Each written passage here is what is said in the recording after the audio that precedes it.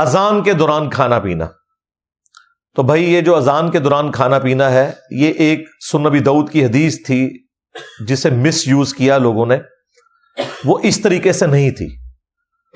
وہ یوں ہے کہ سنن ابی داؤد میں حدیث ہے کہ جو شخص سحری کر رہا ہے اور اس دوران اذان شروع ہو جائے تو جو اس کے سامنے برتن ہے اس میں سے کچھ کھا پی لے جلدی سے. یعنی وہ جو ٹرانزیشن پیریڈ ہے اس دوران.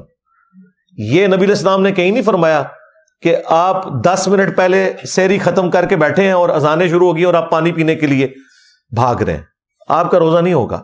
یہ اس شخص کے لیے ہے کہ مثلا 5:05 پہ اس نے سحری شروع کی اور 5:10 پہ ختم سحری ہو رہی ہے. اس دوران وہ 1-2 منٹ اوپر کھا لیتا ہے ٹرانزیشن پیریڈ میں، تو اس کے لیے ایک گنجائش ہے. یہ بھی بہتر ہے کہ ایسا نہ کرے. لیکن ایک بندہ اٹھا ہی 5:10 پہ ہے اور اسے پتا ہے کہ 5:25 تک اذانیں چلتی ہیں اور ختم سحری ہے ہی 5:10 ہے، تو وہ 15 منٹ کے جی میں اذانوں کے دوران کھا رہا ہوں، اس کا روزہ کوئی نہیں. بالکل یہ ذہن میں رکھیے گا.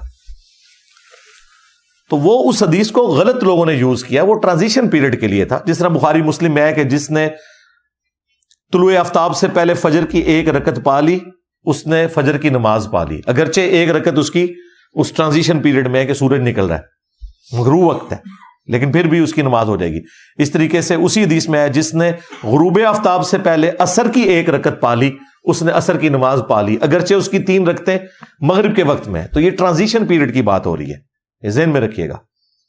اور یہ بھی اس شخص کے لیے ہے جو شخص اس سے پہلے سحری شروع کر چکا تھا، کسی مجبوری کی وجہ سے وہ لیٹ اٹھا تھا. لیکن اگر کوئی شخص اٹھے ہی ایسے وقت میں ہے کہ ختم سحری ہو چکی ہے، اس کے لیے یہ نہیں ہے. یہ ذہن میں رکھیے گا. اس کی مرضی ہے، ٹھیک ہے، وہ 8 پیرا روزہ رکھنا چاہتا ہے رکھ لے، ادر وائز چھوڑنا چاہتا ہے چھوڑ دے، بعد میں ایک روزے کی قضا دے دے اگر اسے یہ خدشہ ہے کہ میں کھائے پیے بغیر روزہ چلا نہیں سکوں گا. بخاری مسلم میں حدیث ہے کہ جب حضرت بلال اذان دیں تو تم کھانا پینا ترک نہ کرو، کیونکہ وہ لوگوں کو اٹھانے کے لیے اذان دیتے ہیں.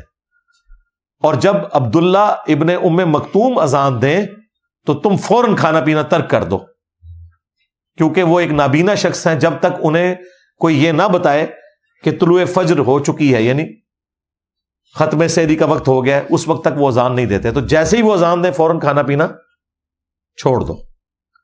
اس زمانے میں اذان کے ذریعے بتایا جاتا تھا کہ ختم سحری ہو چکی ہے. تو ظاہر ہے کہ وہ اتنا ایکوریٹ تو نہیں ہوتا ہوگا جتنا آج کل ہے. آج کل تو ہم سیکنڈز تک بتا سکتے ہیں، لہذا ان کے اوپر تو وہ والی گرفت اس انداز میں نہیں ہو سکتی. لیکن آج ہمیں پوری کی پوری کیلکولیشنز پتہ ہے. لیٹ لانگ کے ذریعے عام سافٹ ویئرز کے اندر بھی 1.5-2 لاکھ شہروں کے نمازوں کے ٹائم اور سحری اور افطاری کے ٹائم لکھے ہوتے ہیں. ظاہر ہے وہ نمازوں والی ٹائم ہے نا. فجر کا وقت جب داخل ہوتا ہے وہ ختم سحری ہے، اور جب مغرب کا وقت شروع ہوتا ہے وہ غروب آفتاب ہے. وہاں پہ آپ نے روزہ کھولنا ہے. لہٰذا آج کے دور میں تو ایز سچ یہ کوئی مسئلہ نہیں رہا.